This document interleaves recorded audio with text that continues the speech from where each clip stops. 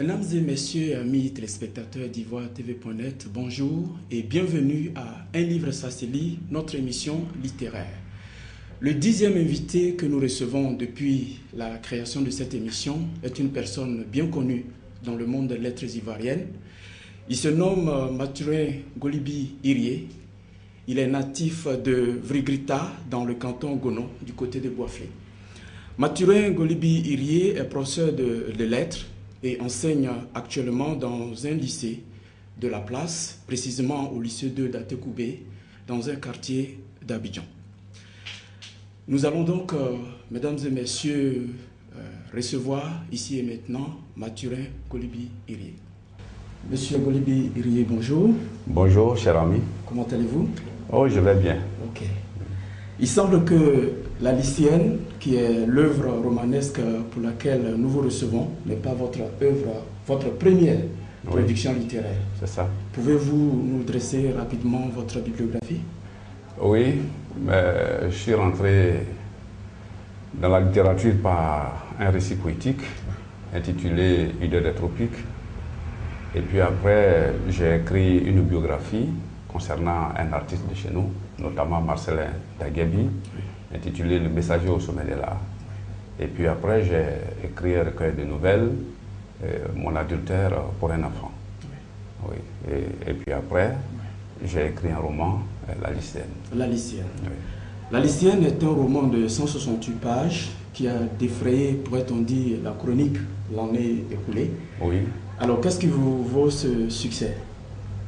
Bon, peut-être que le thème est d'actualité et que nous n'avons pas évité de parler tous les mots qui rongent le système éducatif ivoirien et même partant de là africain.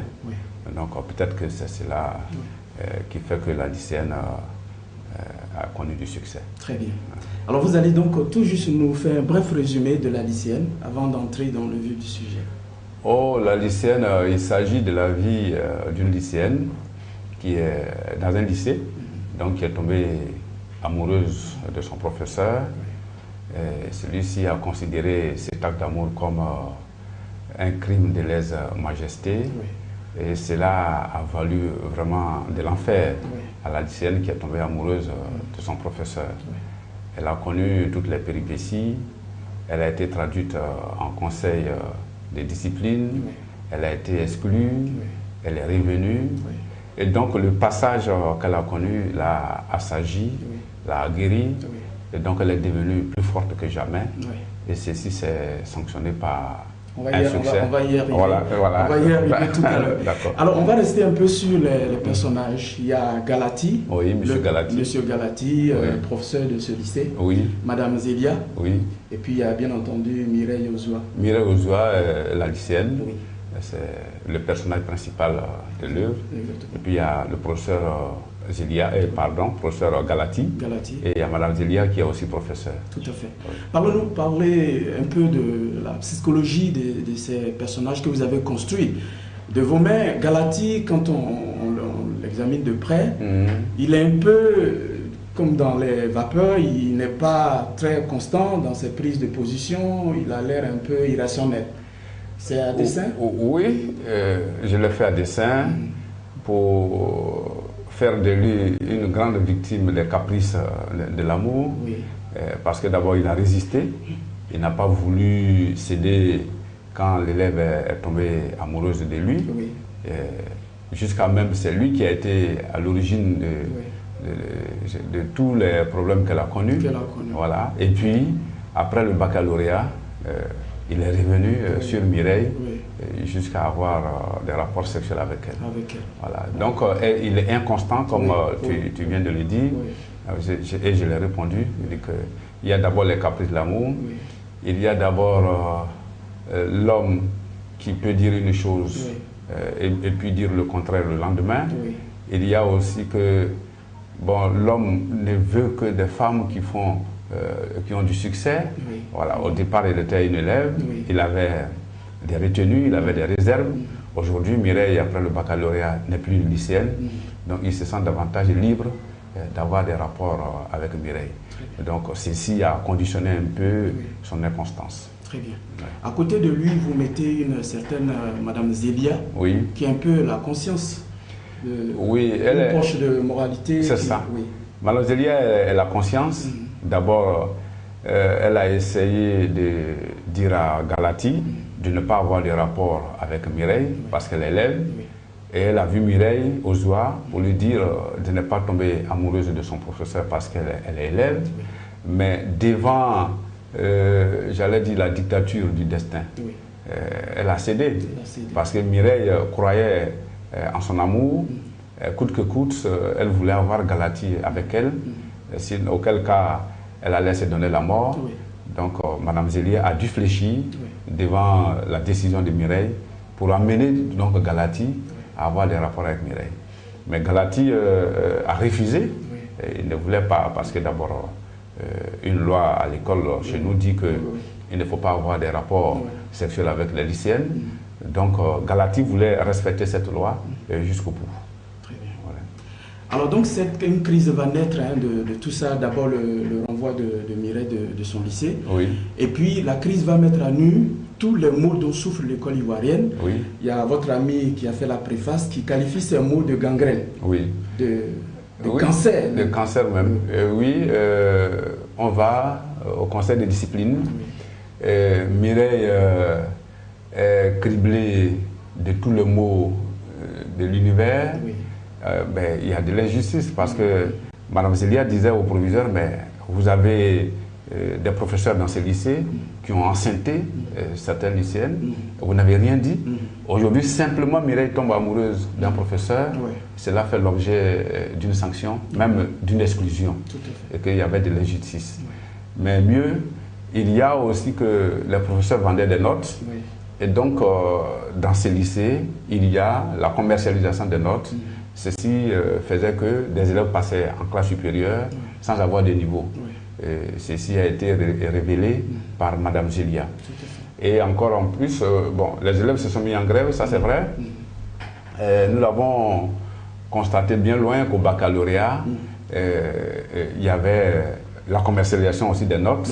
Donc pendant l'interrogation, les professeurs prenaient de l'argent avec des élèves.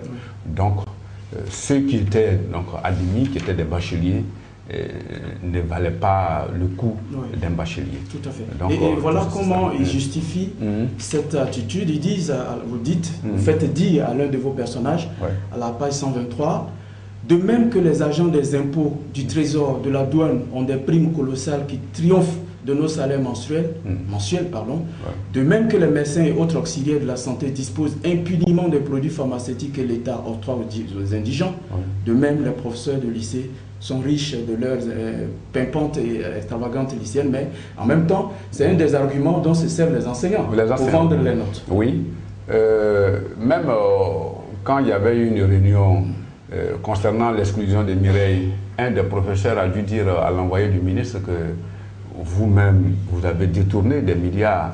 Alors, mais nous, quand nous vendons des notes, cela ne coûte rien devant des milliards que vous détournez. Et les agents des impôts, et les policiers sur la route, qu'est-ce que vous dites? Alors, pourquoi vous acculez les pauvres enseignants? Donc, à partir de la lycéenne, on révèle l'univers total. Voilà, c'est ce que nous avons voulu souligner. Très bien. Parlez un peu du recrutement parallèle. C'est quoi exactement? Le recrutement parallèle, c'est avoir au sein de l'école des élèves qui sont exclus dans un lycée donné et l'an prochain se retrouvent dans un autre lycée donné. Voilà, c'est le recrutement parallèle. C'est un recrutement qui n'est pas officiel. Qui n'est pas officiel. Avec l'immatriculation des élèves depuis quelques années, comment est-ce encore possible? On s'interroge.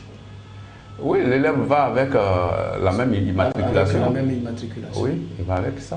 Parce que le fichier, il est ouvert, il est géré depuis une source. C'est ça. Donc on ne maîtrise pas les mouvements. Voilà, c'est ça. J'ai vu, il y a eu même des courriers que les deux lycéennes s'adressaient. Oui, exactement. Et Kadi Koulibaly, qui s'est trouvé à Korogo, est parti dans le mois de mars ou février, avait peur de ne pas se trouver une place, mais elle s'est trouvée au lycée, dans un lycée donné. Et elle a écrit même à Mireille pour dire que j'avais bien peur, mais hélas, les recrutements parallèles continuent. Et à la faveur de ces recrutements, je me suis retrouvé dans un lycée. Tout ça, c'était pour porter des diatribes contre le système éducatif qui est décadent. Vraiment pourri jusqu'à la moelle, tel que vous le présentez. Alors, on a envie de revenir sur la question, qui sont les responsables? Est-ce l'État, les enseignants, les chefs d'établissement, les élèves ou même les politiques? Tout le monde à la fois. Parce que les enseignants pouvaient ne pas tomber dans la bassesse, mais s'ils le font. Mais il faut dire que tout commence d'abord par là-haut, par la tête, par les décideurs, par les dirigeants, parce que c'est eux qui donnent l'exemple. Si impunément ils détournent les deniers publics, cela peut faire écho dans les autres secteurs d'activité. Donc, comme il y a l'impunité dans le pays, et comme on ne regarde que ceux qui sont riches, ici, donc, chacun cherche à s'enrichir.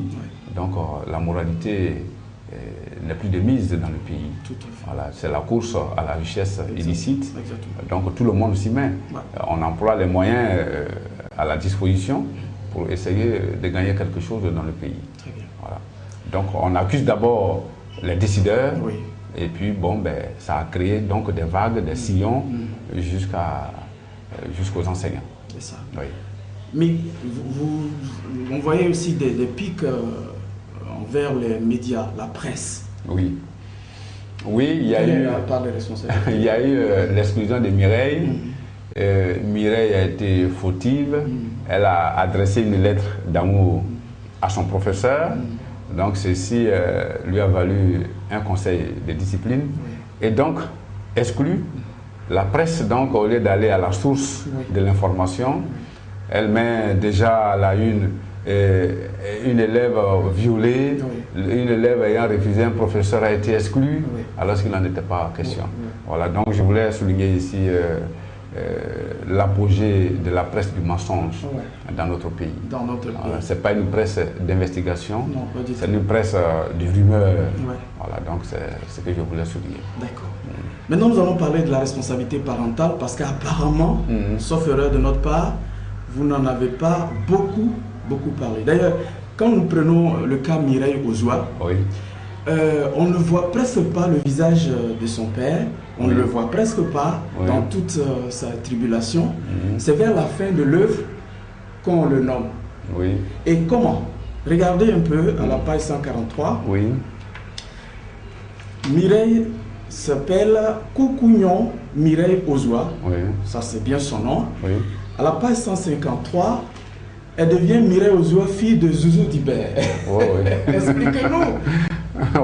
Bon, ses parents se trouvaient à Ouassakara. Ouassakara est un symbole, symbole de pauvreté, de la déchéance sociale. Donc, elle est issue d'une famille pauvre, d'un père planton, quelque part. Donc, c'était ça simplement.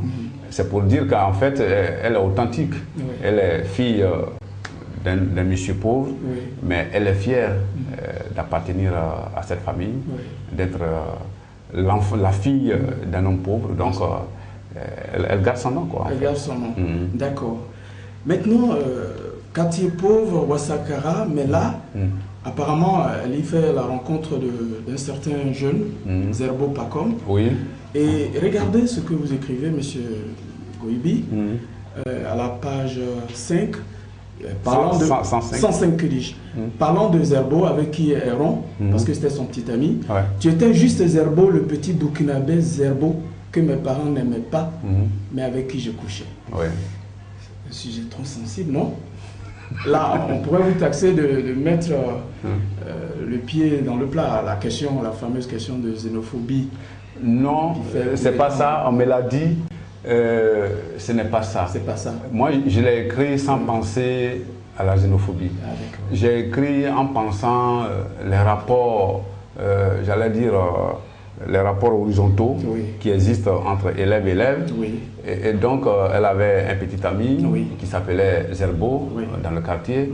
Comme très souvent, ceux qui viennent d'ailleurs se trouvent très souvent dans les quartiers précaires. et avec les parents aussi. Donc, j'ai pensé aux enfants d'un M. Zerbo, dont mon père était tuteur. Voilà. Et donc, j'ai vécu avec ces jeunes Burkinabés. Et ils sont devenus mes frères. Ils sont même mes frères. Exactement. Voilà. Donc, j'ai pensé à lui pour lui rendre hommage. Voilà. Savoir que, bon, ben, j'ai connu une enfance avec un Zerbo.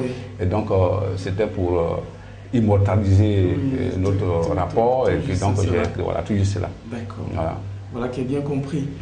Alors, pour revenir un peu sur les rapports que Mireille entretient avec son entourage, elle avait cette amie Kadi Koulibaly. Oui. Mais vous avez tellement réussi à monter votre histoire qu'on a même, ça n'a transpiré de rien du tout. On n'a même pas senti que Koulibaly Kadi cachait quelque chose à Mireille. Oui. Tout le temps. Tout le temps. Elle a été machiavélique. Kadi, pourtant, sortait avec le professeur Galati. Mais elle n'encourageait pas Mireille à sortir avec Galati. À tout moment, elle est restée dans le secret jusqu'à ce que... C'est pourquoi Galati d'ailleurs tenait. Parce qu'elle disait à Galati que Mireille est d'une famille pauvre. Et donc très souvent les filles d'une famille pauvre cherchent à s'accrocher à un homme qui est riche pour que ces derniers arrivent à les prendre en compte, se chargent de leurs dépenses. Donc c'est ce que Mireille disait à Galati, et donc Galati avait peur de prendre en charge totalement Mireille. Donc il ne voulait pas. Voilà, donc c'était Galati, c'était surtout Kadi qui jouait ce coup-là. Donc il n'y avait pas beaucoup de sincérité dans leur Voilà, il n'y a pas beaucoup de sincérité dans leur rapport. Est-ce que c'est le propre des lycéennes? Oui, c'est le propre des lycéennes. Très souvent, une lycéenne qui sort avec un professeur, une autre veut sortir avec le même professeur. Donc très souvent, il y a de la diffamation pour décourager et pour prendre la place. Ceci est courant dans la société. Très bien. Voilà. Alors, le pédagogue que vous êtes, mais alors quand on vous lit, on se rend compte vraiment que vous connaissez votre affaire. Parce qu'on a l'impression parfois de se retrouver en face de fiches de cours. Il y a votre solide background, tout ce que vous avez lu, des Voltaire, des Molière, des Adi Zabrou, des Corneille, des Cheikh Hamidou Kane, d'Émile Zola. Et c'est comme si vous dispensiez un cours. Tenez, à la page 131, on vous surprend en train de donner un sujet de dissertation ou on ne sait plus quoi.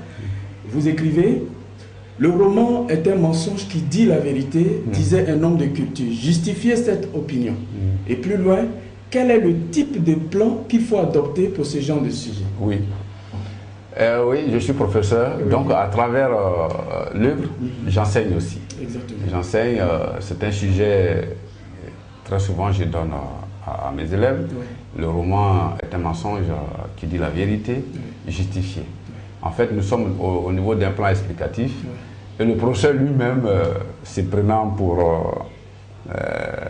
un démiurge, vient et dit aux élèves que c'est un plan dialectique. Or, il se trompe. Or, l'élève a déjà traité le sujet avec un autre professeur et ce dernier lui disait que c'était un plan explicatif. Donc, l'élève n'est pas d'accord avec le professeur. Donc, lui, il ne cherche pas à comprendre. Il commence à insulter. Vous voyez dans l'œuvre même, au lycée, il y a des professeurs vantards. Devant les élèves, ils disent qu'ils sont véritablement les seuls maîtres à penser dans ces lycées. Donc ils sont les plus forts, ils insultent les autres, celui-là n'a pas de savoir, celui-ci n'a pas de connaissances. Donc j'ai fait cas de ces professeurs imbus de sa personne. Et il a été même le seul professeur à avoir le CAPES dans ces lycées. Voilà. Et il commençait à se vanter. On vérifie, on fait le collège des professeurs pour essayer d'analyser le sujet. En fait, c'est le professeur qui a tort et c'est l'élève qui a raison. Mais le proviseur ne peut pas dire à Mireille Ozoa que c'est toi qui as raison. Il ne peut pas le dire. Ça, c'est le secret de l'administration. Tout à fait. Finalement, cette Mireille Ozoa qu'on a traitée des cancres de Vermondé, elle n'était pas si idiote que ça. Elle avait bien la tête sur les épaules. La tête est bien faite. Oui, elle a connu un parcours initiatique. Au départ, Mireille n'était pas aussi excellente, studieuse comme elle l'a été à la fin de l'œuvre. Au départ, elle a été embrigadée par l'amour et donc elle n'arrivait pas à étudier comme il fallait. Oui. Ben, avec les échecs qu'elle a connus, ceci a été un élément important dans le réveil de sa conscience. Donc en fin de compte, elle a été une élève, avec les conseils de Mme Zélia, oui. Elle est devenue une élève exemplaire. Très bien. Voilà. Ça veut dire qu'il y a des difficultés qui nous conduisent au succès. Très bien. Voilà. Finalement, l'histoire se termine par la rencontre entre M. Galati et Mireille après son succès au bac. Oui. Fort heureusement, ils vont se rencontrer et vont vivre pleinement leur amour. Oui. J'ai fait sciemment parce qu'il ne fallait pas avoir des rapports sexuels pendant l'année scolaire. Il fallait donc que Mireille connaisse des déboires et que ceci puisse l'emmener au succès. Donc ceci a été fait. Et donc les deux étant libres, Mireille libre désormais, elle n'est plus lycéenne. Galati donc libre aussi, n'étant plus le professeur de Mireille. Les deux même peuvent se la couler tous en dehors du cadre scolaire. Et ceci a été fait. Et malgré tous les coups qu'elle a reçus, elle a continué de l'aimer. Oui, j'ai pensé à quoi? J'ai pensé à une seule chose, à la constance, à la conviction. Parce que très souvent, il a été dit, comme Kadi l'a dit, Mireille veut sortir avec Galati pour que celui-ci l'aide à vivre, voilà, pour que celui-ci prenne ses dépenses en compte. Donc Mireille, après le bac, n'a plus rien à réclamer à Galati, ni les notes, ni de l'argent, mais elle a accepté parce qu'elle voulait, elle aimait véritablement le professeur. Donc c'est pour dire que les élèves en tant que tels peuvent aimer un homme, pas parce qu'il est professeur, pas parce qu'il peut lui donner de l'argent, mais parce qu'elle est convaincue qu'elle aime le monsieur, qu'elle aime le professeur. Donc c'est pourquoi ceci a été possible. Oui, bien monté, bien, en tout cas bien construit, et d'une façon très plaisante. Alors on note, nous tendons vers la fin de notre émission, et tout juste pour vous arracher un sourire, on note une certaine fascination pour les patronymes BT. Ozoua, Doubéi, Seri, Bidi Gbeli, Zapa Djei, Zouzou Dibé. C'est quoi cette histoire? J'ai une source BT. Ah, d'accord. Oui. Ma grand-mère, elle est BT. Mon papa est né chez les BT parce que ma grand-mère, étant BT, a épousé un BT. Donc mes frères sont BT. Mon oncle, qui partage la même mère que mon père, est BT. Puis ma grand-mère est venue épouser un gourou. Donc le nom Mathurin que je porte est le nom de mon oncle Guéguéipo Mathurin. Donc je connais... on l'a senti. Parce que même le nom du lycée là, Doubéi. Le lycée Doubéi, le lycée d'amitié. Oui, voilà. Très bien. Alors nos sentiments, amis téléspectateurs, c'est que le livre La lycéenne de M. Mathurin Ngolibi Irié est une belle œuvre littéraire, bien construite avec un background qui est assez appréciable. On sent à travers sa plume qu'il connaît vraiment les lettres et le pédagogue qu'il est a réussi vraiment à transmettre le message et surtout à nous faire visiter le monde scolaire avec brio. La lycéenne est donc une œuvre de très belle facture dans une parfaite maîtrise de la langue de Moli, on l'a dit. Et c'est un regard d'un connaisseur du système éducatif. Et lorsqu'on lit par exemple ce qu'a écrit un de ses amis, il dit « Mathurin Ngolibi Irié, à travers son œuvre La lycéenne, a eu simplement le grand mérite de nous introduire dans l'univers scolaire dans le but de mettre chaque acteur de la grande famille de l'éducation nationale devant ses responsabilités. » C'est de Ako Pépin, professeur certifié de lettres modernes, un de vos amis. Oui, un de mes amis. Et vous adhérez parfaitement à ce qu'il dit là? Oui. C'est ça. C'était mon souci. J'ai voulu interpeller la nation, les décideurs, pour leur dire je vais vous aider, voilà ce qui ne va pas dans nos collèges. Et ce livre, comme disait mon ami, il vaut les états généraux sur l'école ivoirienne. Très bien. Alors, pour revenir tout juste sur comment ce livre se comporte un peu, l'année dernière, on vous a vu un peu partout sur le front littéraire, dans les débats, dans les interviews, dans les dédicaces, dans les forats, mais aussi dans les cafés littéraires. Vous étiez presque sur tous les fronts. Oui. Et qu'est-ce qui vous fait courir? Bon, les gens, je suis invité. Ah, vous êtes... Voilà, on vient de m'inviter même à Oumé. N'est-ce pas? Et je dois aller la semaine prochaine au lycée d'Oumé. Très bien. Il y a même eu des invitations venues du Burkina. Oui. Mon ami Oumar Zongo veut bien que je vienne faire la dédicace de la lycéenne au Burkina. Oui. Et il y a le lycée jeune fille de Bingerville qui m'invite. Oui. Donc il y a aussi ma ville natale, Boisflé, qui m'invite. Donc, très souvent, la lycéenne parlant de la vie, voilà, soulevant les problèmes actuels. Donc, chaque parent est bien motivé à avoir la lycéenne avec lui pour donner à sa fille. Mais actuellement, la première édition est épuisée. Et on avait édité 3000 livres en 10 mois. C'est fini. Donc, nous sommes dans une nouvelle édition. Très bien. Voilà, donc... Et comment se comporte-t-il dans les librairies? C'est une question à laquelle vous avez déjà répondu. Oui. Mais parlons-nous un peu de comment il se comporte à la librairie de France, par exemple. Bon, j'ai été plusieurs fois meilleure vente à la librairie de France. Actuellement, il n'y a aucun livre à la librairie de France. La lycéenne, tout est épuisé. Même quand vous allez là-bas, vous leur demandez, oui, mais ces livres-là, ça sort beaucoup. Oui. Actuellement, ils demandent à mon éditeur d'avoir la lycéenne. Mais pratiquement, c'est fini. Il y a même un vendeur qui est venu un jour prendre 2000 livres 2000 sur le coup. Il est venu et il a commandé 2000 livres. Parce qu'actuellement, le problème qu'on a, c'est que la lycéenne est falsifiée, est photocopiée partout. On vend ça au plateau, à Djamé, à Trècheville. Et j'ai été plusieurs fois interpellé. Bon, le livre n'est pas encore au programme, mais il se comporte comme un livre qui se trouve au programme. Bon ben, on ne gagne rien. De toute façon, quand on partage ma pensée, je pense j'ai beaucoup gagné. Voilà. Monsieur Mathurin Ngolibi, merci d'être venu à nous. Merci bien. Bon vent à vous. Merci beaucoup. Mesdames et messieurs, amis téléspectateurs d'IvoireTV.net, nous recevions dans le cadre de notre émission Un livre, ça se lit, Monsieur Mathurin Ngolibi Irié, auteur de La lycéenne, un roman de très belle facture qui se comporte très bien sur le marché. Nous vous prions en tout cas de pouvoir rapidement avoir votre exemplaire et pourquoi pas l'offrir à une personne que vous aimez bien pour qu'elle puisse s'imprégner de ces réalités. N'est-ce pas que M. Mathurin touche du doigt avec sincérité, avec vérité et tout ceci pour le bonheur de l'école ivoirienne.